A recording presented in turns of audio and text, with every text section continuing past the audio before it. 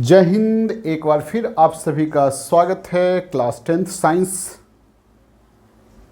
NCERT book line by line में। और आज हम लोग chapter chemical reaction and equation का लेक्चर नंबर 2 देख रहे हैं। तो प्रीवियस लेक्चर में आपने देखा था कि केमिकल रिएक्शन क्या होता है, तो जिसमें केमिकल चेंजेज होता है उसको आप केमिकल रिएक्शन बोल रहे थे। फिर भी एक सवाल हो रहा था कि कब हम बोलेंगे कि केमिकल रिएक्शन हो रहा है। लास्ट लाइन आप एनसीईआरटी का देखे होंगे कि कब हम बोलेंगे, एक्चुअली कब हम कहेंगे कि केमिकल रिएक्शन हो रहा है। और इस बात को समझने के लिए हम 3 एक्टिविटी को आज समझाने वाले हैं और आपके एनसीईआरटी बुक में ये 3 एक्टिविटी दिया हुआ है। आज आप इसको समझिए। तो एक्टिविटी 1 देखिए। एक्टिविटी 1 में कहता है कि एक मैग्नीशियम का रिबन लेते हैं। वो 3-4 सेंटीमीटर के मैग्नीशियम का रिबन है, उसको अच्छे से आप क्या करते हैं, रबिंग कर देते हैं सैंड वाटर से या सैंड पेपर से, है ना, ताकि वो क्या हो जाए, बिल्कुल साफ़ हो जाए। आपने क्या किया, मैग्नीशियम रिबन जो 3 से 4 सेंटीमीटर लंबा था उसको रबिंग करके सैंड पेपर से उसको साफ़ कर लेते हैं। ऐसा क्यों करते हैं, ये भी एक क्वेश्चन उठता है। और उसको आप मैग्नीशियम रिबन को क्या करते हैं कि लैंप पर जा करके आप उसको जलाते हैं। तो क्या होता है, एक ये है। तो क्या होगा, जी हाँ, ये बातें हैं। तो ये क्या होगा जो आपके बुक में दिया है कि यहाँ डैजलिंग यानी चमकदार वाइट फ्लेम बनता है। वाइट फ्लेम बनता है यानी हिंदी में इसको क्या बोलेंगे, चमकदार चमकदार उजला लौ, उजला लौ बनता है। ये बनता है। फिर आप जब इस एक्टिविटी को देखेंगे, एक्टिविटी 1.2 में, तो इसमें कहता है कि यदि आप लीड नाइट्रेट के सॉल्यूशन एक टेस्ट ट्यूब में लीजिए और उसको पोटेशियम आयोडाइड के सॉल्यूशन में मिला देंगे, लीड नाइट्रेट के सॉल्यूशन को पोटेशियम आयोडाइड मिला देंगे, तो क्या होगा। तो यहाँ एक कुछ कंपाउंड बनेगा और वाइट प्रेसिपिटेट बनता है। वाइट प्रेसिपिटेट मतलब इसको हिंदी में बोलते हैं श्वेत थक्का, एक थक्का बनता है। ये बातें होगी। और तीसरा आप जो ये एक्टिविटी देख रहे हैं, इसमें कहता है जिंक ग्रैनुल्स, जिंक के टुकड़ा जो आप कॉनिकल फ्लास्क में, टेक ए फ्यू जेडन ग्रैनुल्स इन कॉनिकल फ्लास्क, और इसमें आप डाइल्यूट सल्फ्यूरिक एसिड या हाइड्रोक्लोरिक एसिड HCl या H2SO4 इसमें मिलाते हैं। इसमें फ्लास्क में आपने जेडन का टुकड़ा लिया, ग्रैनुल्स लिया और उसमें H2SO4 या HCl मिलाते हैं, तो आपको क्या नज़र आता है, ये बात बताना है। तो व्हाट हैपन अराउंड द जेडन ग्रैनुल्स के अराउंड क्या होता है, और फ्लास्क को जब आप टच करते हैं, touch the flask is there then any change in temperature, यदि आप इसको टच करते हैं तो क्या होता है। तो इसमें क्या होगा, तो आपको जो बुक में दिया है कि इसमें हाइड्रोजन गैस निकलता है और ये क्या होगा, फ्लास्क गर्म हो जाता है। क्या हो जाता है, फ्लास्क गर्म हो जाता है, हॉट हो जाता है, और यहाँ H2 गैस निकलता है, ये H2 गैस निकलता है। तो इतना बुक में आपका दिया हुआ है, ठीक है। और ऑल दीज क्या है, सब में कुछ ना कुछ परिवर्तन हो रहा है, कुछ ना कुछ चेंजेज हो रहा है, और वो कैसा चेंजेज हो रहा है, केमिकल चेंजेज हो रहा है, तभी तो ये सब केमिकल रिएक्शन का एग्जाम्पल है। तो अब जरा देखिए, इसको थोड़ा सा आगे यदि हम बढ़ा करके देखते हैं इस एक्टिविटी में, तो डैजलिंग लाइट, ये जो चमकदार व्हाइट फ्लेम बना वो कैसे बना। तो देखिए, इस चैप्टर को आगे बढ़ाएंगे तो हम कहते हैं कि ये सब में केमिकल रिएक्शन हो रहा है, और केमिकल रिएक्शन को रिप्रेजेंट करने के लिए, ठीक है, केमिकल रिप्रेजेंट को आप सिंबॉलिक रिप्रेजेंटेशन करेंगे। तो केमिकल इक्वेशन यहाँ सब कुछ नहीं दिया है, जस्ट आपका next topic chemical equation. Chemical equation कैसे, केमिकल रिएक्शन को आप कैसे रिप्रेजेंट करते हैं, वर्ड में रिप्रेजेंट करते हैं, देन फार्मूला में रिप्रेजेंट करते हैं, तो केमिकल इक्वेशन बनता है। तो नेक्स्ट टॉपिक आपका केमिकल इक्वेशन है। लेकिन हम आपको थोड़ा सा बता देते हैं कि आखिर इस रिएक्शन को केमिकल इक्वेशन क्या होगा, कैसे होगा। तो देखिए, यहाँ आप मैग्नीशियम का रिबन लेते हैं। मैग्नीशियम के रिबन को यानी Mg के रिबन को आप किस में करते हैं, एयर में जलाते हैं। एयर मतलब ऑक्सीजन में जलाते हैं तो मैग्नीशियम ऑक्साइड बनता है, मैग्नीशियम ऑक्साइड बनता है। तो ये 2Mg + O2 = 2MgO, ये रिएक्शन होगा। तो ये आपका, ये भी मैग्नीशियम कैसा होता है, सिल्वरी वाइट कलर का ये मैग्नीशियम होता है। रिबन जो होगा वाइट कलर का होता है। और इसको जलने के बाद मैग्नीशियम जो ऑक्साइड बना, ये वाइट पाउडर बनेगा। वाइट पाउडर जो आप फोटो में वहाँ देखिएगा कि ये एक ऐसे देखिए, इसमें यहाँ वाइट पाउडर आप जमा कर लेते हैं, वाइट पाउडर। तो वाइट पाउडर जमा हुआ। तो इस रिएक्शन में क्या हुआ कि फिजिकल थोड़ा देख रहे हैं, ये आपका सॉलिड है और ये पाउडर आपका बन गया, तो ये चेंजेज हो रहा है। इसके कॉम्पोजिशन में यदि देखेंगे मैग्नीशियम और ऑक्सीजन से इसका कॉम्पोजिशन, MgO का कॉम्पोजिशन बिल्कुल अलग होगा।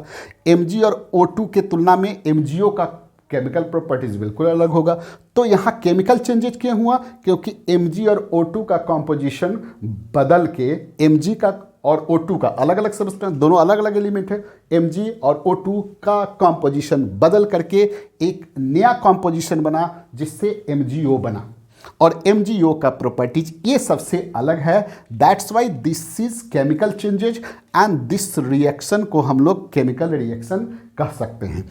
क्या कहते हैं ये अलग बात है कि इस रिएक्शन को हम लोग यही रिप्रेजेंट कर दिए। आपके बुक में ये रिप्रेजेंटेशन नहीं दिखाया, जो आगे पढ़ना है। क्लियर बात। अब चलिए इस रिएक्शन में यदि देखते हैं कि यदि आपने क्या किया कि लीड नाइट्रेट यानी PbNO3(2) लीड नाइट्रेट को Ki में डालते हैं, इस Ki में डालते हैं तो PbI2 प्लस KNO3 बनता है। KNO3 यहाँ 2 लगा दीजिए तो 2KNO3 बनता है। अब जरा देखिए PbNO3 का जो सोल्यूशन होता है ये व्हाइट होता है, Ki पोटेशियम आयोडाइड का सोल्यूशन भी व्हाइट होता है, और ई जो बना येलो व्हाइट प्रेसिपिटेट, मतलब यही यहाँ जब इसको इसमें मिला दीजिएगा तो ये देखिए ये बिल्कुल ट्रांसपेरेंट होगा, लेकिन जब मिला दीजिएगा तो जब PbI2 यहाँ बनेगा, यहाँ PbI2 जब बन जाएगा तो आप देखिएगा बिल्कुल ऐसा जैसे दही जैसा हो जाता है ना, एक प्रेसिपिटेट टाइप का बनेगा, एक्वस सॉलिड जिसको आप कह सकते हैं, यहाँ बन जाएगा। तो लिक्विड ये बिल्कुल एक्वस सॉल्यूशन है, ये एक्वस सॉल्यूशन है, और PbI2 क्या है? सॉलिड प्रेसिपिटेट यहाँ बन गया। ठीक है। अब जब इसमें देखिएगा, इसमें क्या देखिएगा, जो आप जिंक को आपने रिएक्शन करा दिया, किससे? Zn को रिएक्शन करा दिया H2SO4 से। जिंक ग्रैन्यूल में आपने H2SO4 मिला दिया, तो मिला देने के बाद आपका क्या बन गया? ZnSO4 और H2 बनता है, और इस दौरान हीट रिलीज होता है, इसलिए ये रिएक्शन एक्सोथर्मिक कहलाता है। और इससे क्या होगा सो देखिए, Zn का what happen in around Zn, तो Zn का क्या होगा? Size of Zn decreases. काहे साइज Zn का डिक्रीज करे? क्योंकि ये रिएक्शन में भाग लिया, रिएक्शन में भाग लेने के कारण जिंक का क्या होगा? साइज बड़ा था, तो रिएक्शन में पार्टिसिपेंट का साइज छोटा छोटा होता चला जाएगा। रिएक्शन में पार्टिसिपेंट होने के कारण जिंक का साइज घट जाएगा, स्वाभाविक बात है। और ये यहाँ से रिएक्शन के दौरान हाइड्रोजन गैस निकला है, तो ये H2 का बबल यहाँ क्या होगा? निकलेगा। हाइड्रोजन यहाँ बबल के फॉर्म में निकलेगा। और तीसरा, चूंकि इसमें एनर्जी हीट निकला था, दैट्स वाई आपका टेस्ट ट्यूब क्या होगा, या कोनिकल फ्लास्क क्या हो जाएगा? हॉट हो जाएगा। फ्लास्क क्या हो जाएगा? गर्म हो जाएगा। फ्लास्क क्या हो जाएगा? हॉट हो गया। तो आप तीनों में देख लिए क्या क्या हुआ, और तीनों को यदि आप गौर से देखेंगे तो कुछ ना कुछ चेंजेज हो रहा है। तो किस टाइप का चेंजेज हो रहा है? कब हम बोलेंगे केमिकल रिएक्शन हो रहा है? तो केमिकल रिएक्शन हम कब बोलेंगे, कब बोलेंगे? तो आपके बुक में दिया हुआ है, आप देखिए। ठीक है, आपकी बुक में क्या दिया हुआ है? ये आपका बुक है, दिया हुआ है कि from the above 3 activity we can say that any of following observation help us to determine whether the chemical reaction take place और नॉट। ठीक है, तो इसको आप तीनों को गौर कीजिएगा तो क्या होगा कि चेंजेज इन स्टेट, क्या क्या हो रहा है? चेंजेज इन स्टेट हो रहा है, चेंजेज इन स्टेट। कैसे स्टेट हो रहा है? देखिए यहाँ इक्वस से ये क्या बन गया? प्रेसिपिटेट बन रहा है, सॉलिड बन रहा है, तो इक्वस। दूसरा, चेंजेज इन कलर में भी चेंजेज हो रहा है। ठीक है, कलर भी आपको चेंजेज मिलेगा। तो देखिए व्हाइट डेजलिंग लाइट के साथ ये जलता है।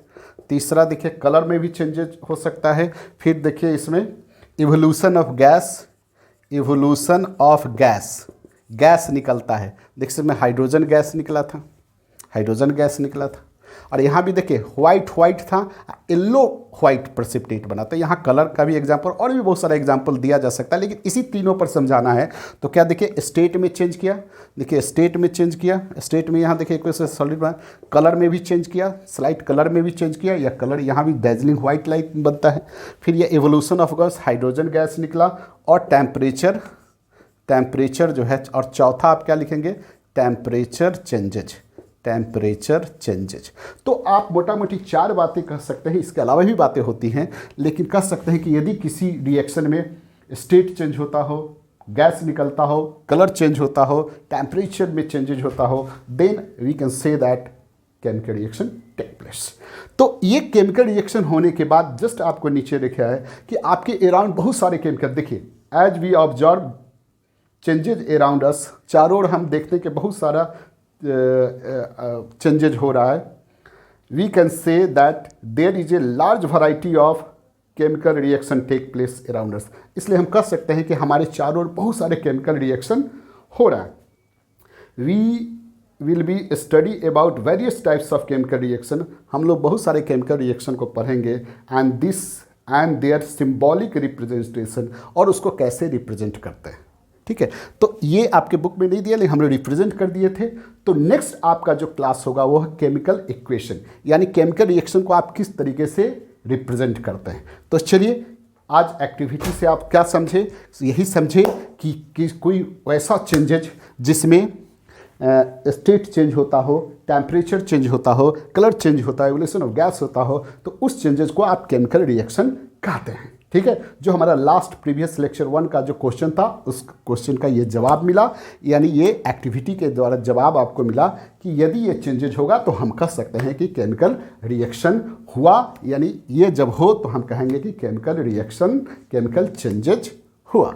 तो आज की मुलाकात को यहीं समाप्त करते हैं, और आशा करते हैं कि आप इस वीडियो को अपने दोस्तों के साथ ऑनेस्टली शेयर करेंगे, ताकि आपके मित्रों को भी फ़ायदा हो और ज़्यादा से ज़्यादा लोग इसको देखें, और ज़्यादा से ज़्यादा लोग इसको फ़ायदा सभी को हो।